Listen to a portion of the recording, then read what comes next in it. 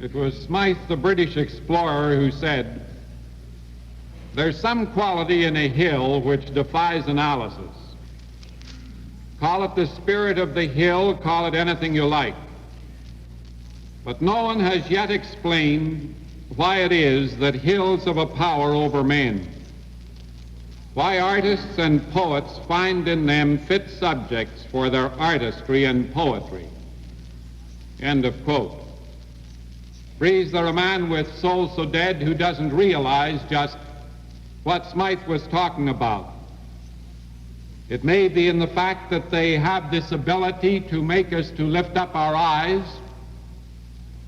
It may be in their changelessness, which suggests eternity to us. It may be that the steep slopes suggest challenge. But whether it be these things or many more, the fact is that there's a mystic quality to them. Never was I more aware of it than in the Holy Land. I shall never forget that evening when, driving in from Jerusalem airport, suddenly the city itself came into view like a mighty cluster of jewels on a hilltop. One thrilled to the majesty of it, and I found my mind going back to the Psalms, going back to some great Old Testament passages, and seeing in my mind's eye that great line of pilgrims that made their way up that same hillside to the temple. There were others than pilgrims that climbed there. One saw also in his mind's eye the army of the Romans, of the Mohammedans, of the Crusaders, of the siege that went on before Jerusalem through so many centuries. And one saw also that group of people making their way up that hillside to stand and watch three men being crucified on a hilltop. The Holy Land is a great land for hills and mountains. Some of them, of course, are nothing but hills. Some of them are quite high. But all of them have this mystic quality, and all of them have a great history. There is Mount Horeb. There's the Mount of Olives, the Mount of Transfiguration, Mount Sinai, Mount Zion. How meaningful they all were to Bible people. So many great things took place on the summit of them. And so it was a very natural thing that the psalmist should at least have one psalm in which he was saying, "I will lift up mine eyes unto the hills." At the same time, he understood that his help did not come from them. We've become accustomed in this early portion of the 121st Psalm not to follow up with a statement, but with a question mark. "I will lift up mine eyes unto the hills, from whence cometh my help?" And then the statement that my help cometh from the Lord. The traveler needs this assurance.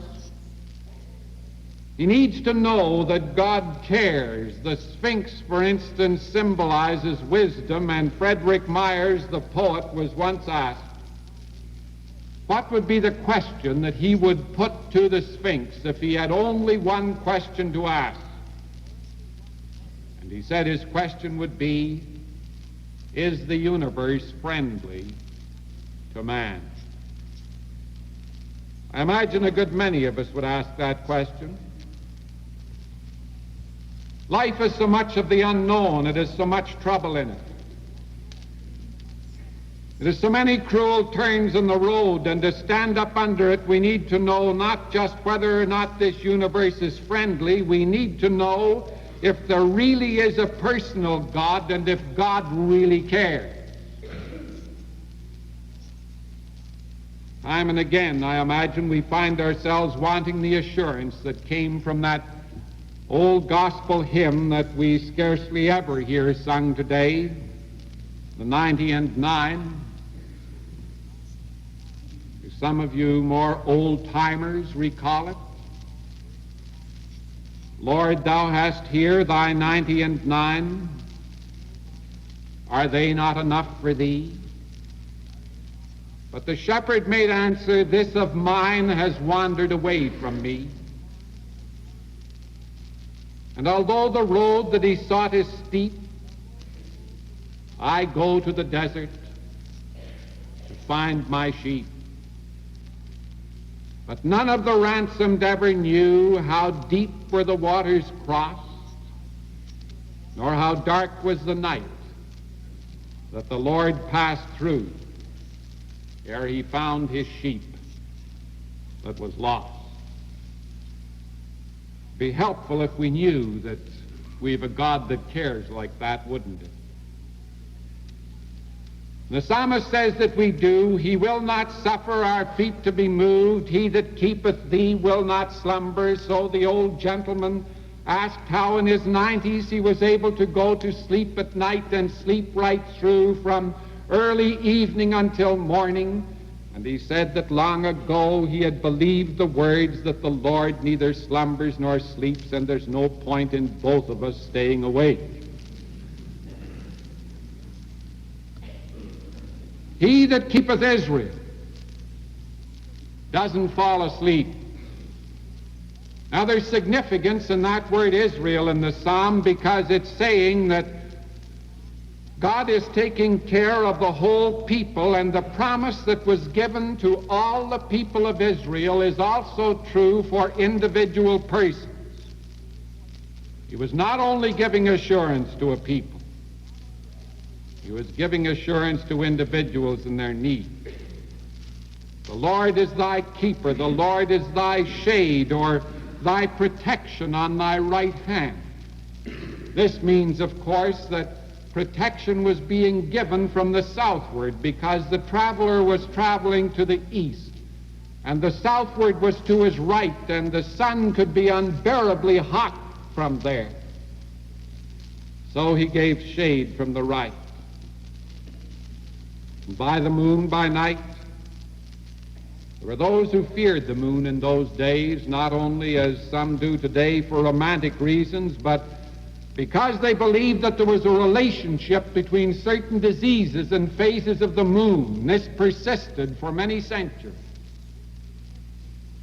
And the Lord would preserve them from all the evil that would come from such things. And of course, the crux of the entire song is in the last verse. The Lord shall preserve thy going out and thy coming in from this time forth and even forevermore. God cares like that, says the psalmist. Among the religious customs of the Orthodox Jews of our day, there is one that has to do with what is known as the mezuzah. It goes back to the book of Deuteronomy, where Moses was interpreting the law to his people. And he said, these words which I command to thee this day shall be in thine heart, and thou shalt teach them diligently unto thy children, and thou shalt bind them for a sign upon thine hand, and they shall be as frontlets between thine eyes, and thou shalt write them upon the posts of thine house and on thy gate. Now the Orthodox Jews and some of the Jews who are not so Orthodox have taken those words very literally. They've written them in a parchment roll, inserted it in a metal case, and they have placed it on the right side of the door of their homes. This they call the mezuzah. And the significance is that God is going to be with them when they leave their homes, and he is going to be there when they return again. We can think of these words as covering the whole journey of life, can we not? So much of life is a matter of going out. And we think of this going out principally as it is related to our young people, as it is related to youth. When one is young, the years on this earth seem to stretch interminably into the future. One imagines himself going on from strength to strength. And there are times when he may feel that in his great strength he is sufficient for all that life is going to bring to him. But happy is he who learns in those younger years that God is a refuge and he is a strength and he does watch over us. Don't do it now. But when you go home, examine a $1 bill. You will see a pyramid above which is an eye. This pyramid on the $1 bill stands for society, our little groups, our nation, our humanity. And the eye stands for the all-pervading scrutiny of God. Now you will see two Latin inscriptions, one pretty much at the top of the pyramid, one in the lower section.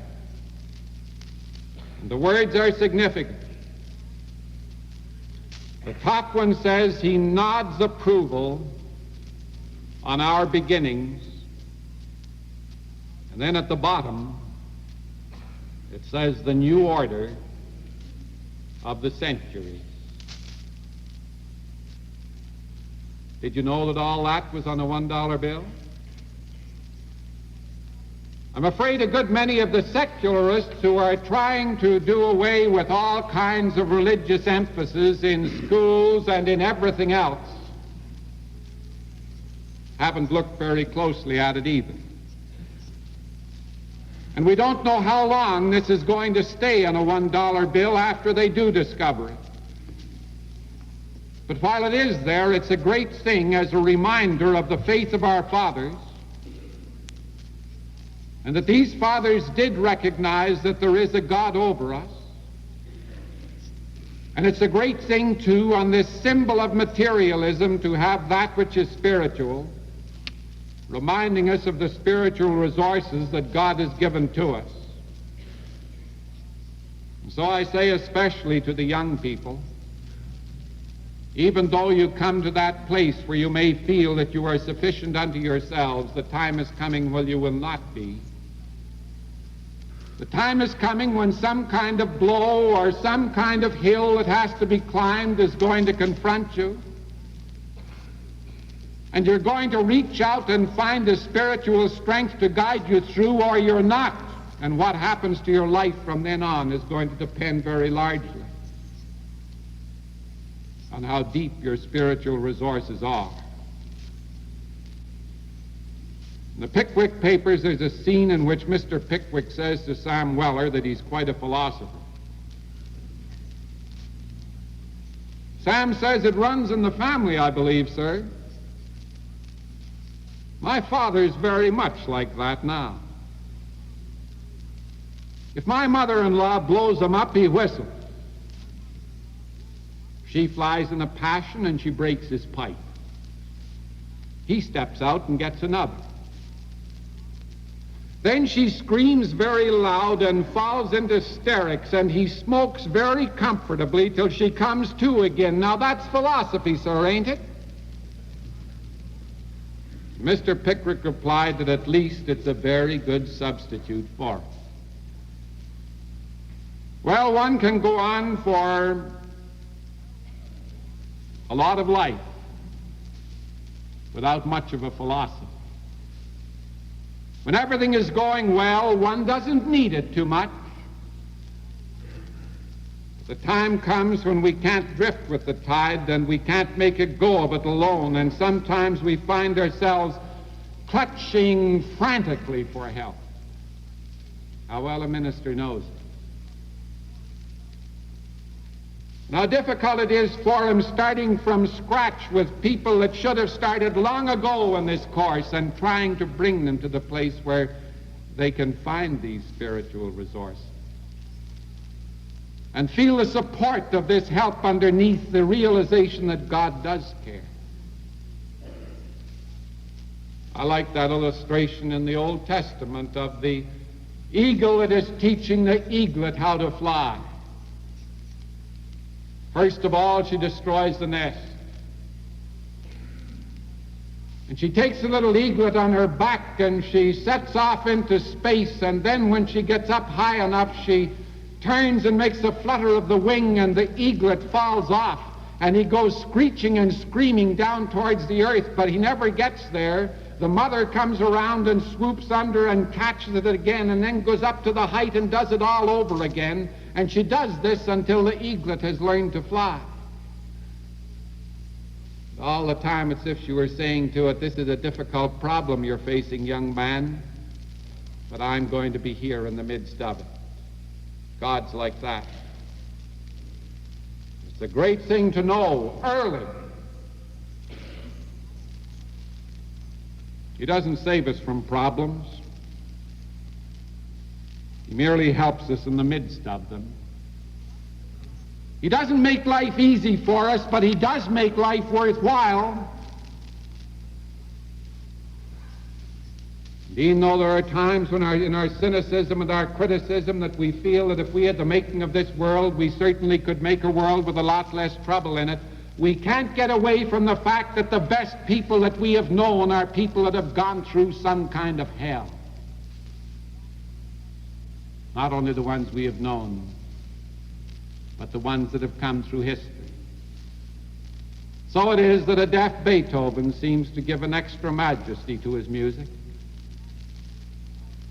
So it is that Milton in his blindness gave us poetry that was just a bit richer, and another blind man, George Matheson, was able to write, "O joy that seekest me through pain, I cannot close my heart to thee. I trace the rainbow through the rain, and know the promise is not vain that morn shall tearless be." A blind man wrote that.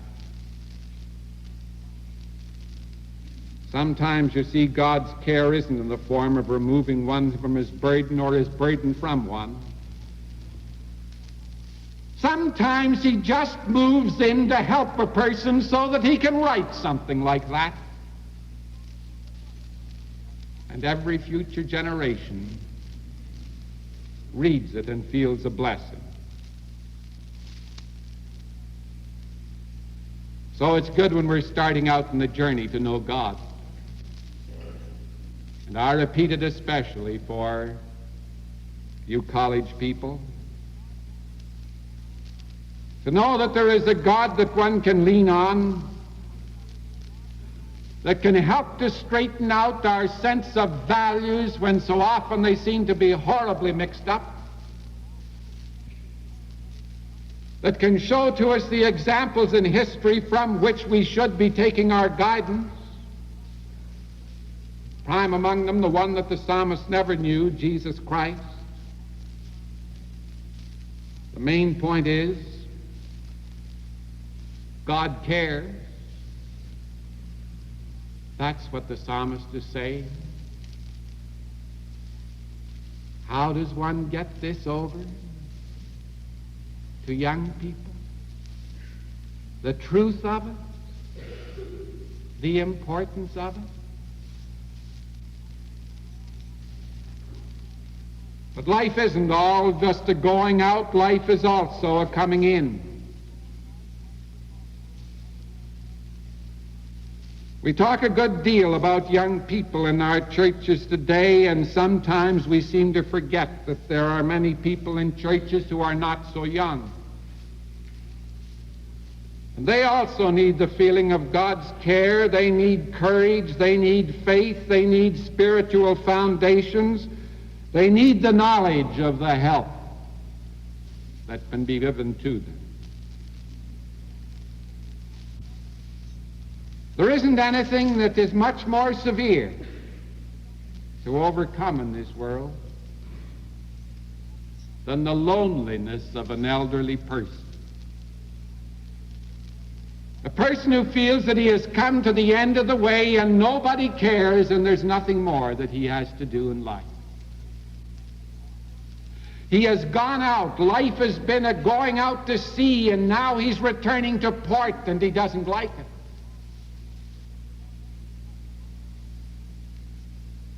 Luther Youngdahl tells of an early railroad king in America who became a lonely, ill, unhappy old man. One evening he was sitting on his porch as the sun was going down and he could see the long winding road that was running past his estate.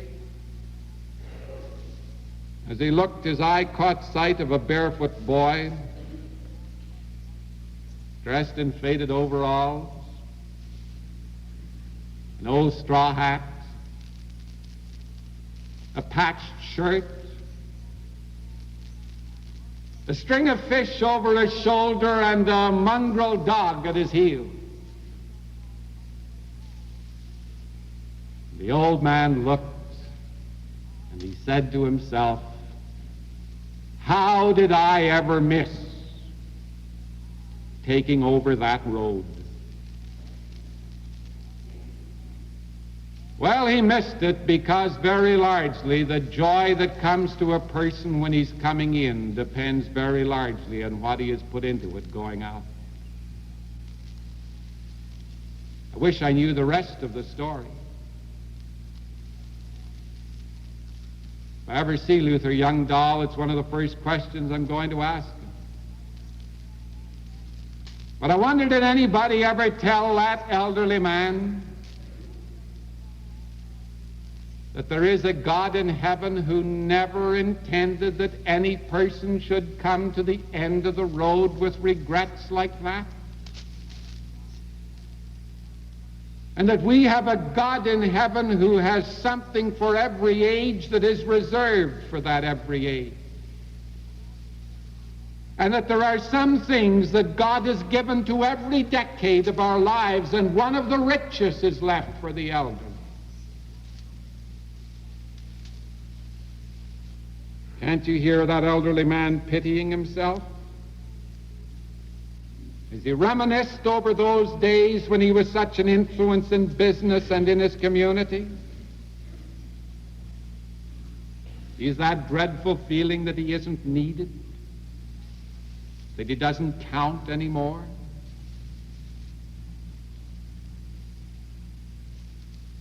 I wonder, did anyone ever tell him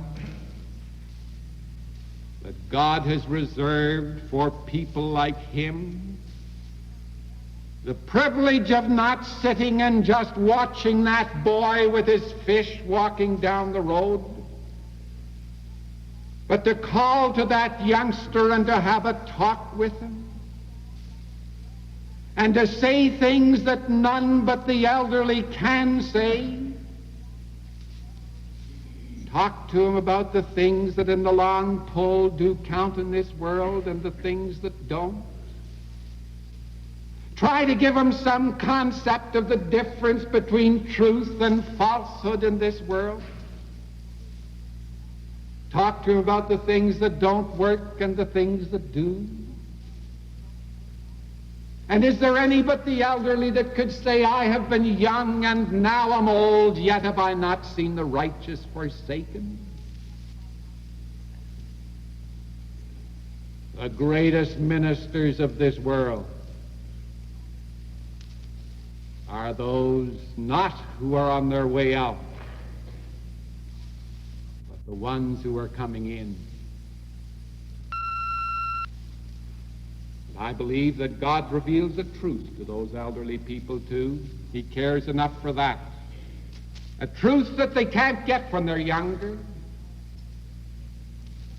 So Dr. Jowett says to a couple of cottagers that lived within shadows of one of the most stately homes in England, "Can you see the castle from here?" They said, "Only in the wintertime." For in the spring of the year and in the summertime the foliage is so thick we can't see through, but when winter comes and the leaves drops off, that's when we see the castle. So it is with the truth of God. So often it's when the leaves begin to drop off